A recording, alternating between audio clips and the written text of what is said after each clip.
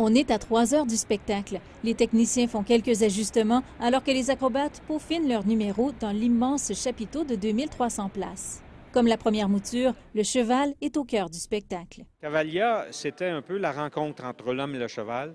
Odysseo, c'est le voyage de l'homme et du cheval dans des paysages qu'on a imaginés, des paysages fabuleux. À l'arrière, dans la tente emménagée en écurie, il n'y a presque aucun bruit.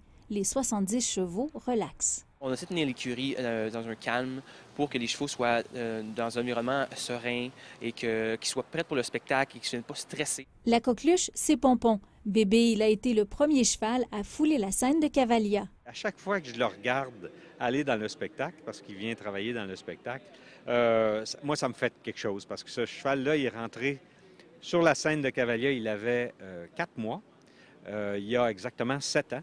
Dans une ambiance feutrée, l'équipe de palefreniers s'affaire. Les bêtes sont lavées, brossées, massées et nourries. Pendant ce temps, les artistes aussi se préparent. Dans la Grande Loge, parmi plus de 300 costumes, ils se maquillent. On a fait le choix d'avoir des maquillages doux. Donc, la plupart des cavaliers ont des maquillages assez légers, qui fait que le cheval reconnaît avec qui il est. Parce que tout est une question de confiance entre le cheval et son cavalier. Un cheval, sa plus grande intelligence vient du fait qu'il a une mémoire extraordinaire.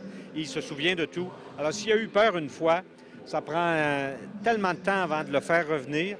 Le cheval, dans la nature, son moyen de survie, c'est la fuite. À quelques minutes de la levée du rideau, on leur souhaite le mot de Cambronne. S'il y avait beaucoup de merde, c'est parce que, un, il y avait eu beaucoup de spectateurs, et deux, ils étaient restés jusqu'à la fin de la pièce.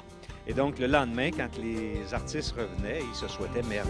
Catherine Vaillancourt, V-Express, Laval.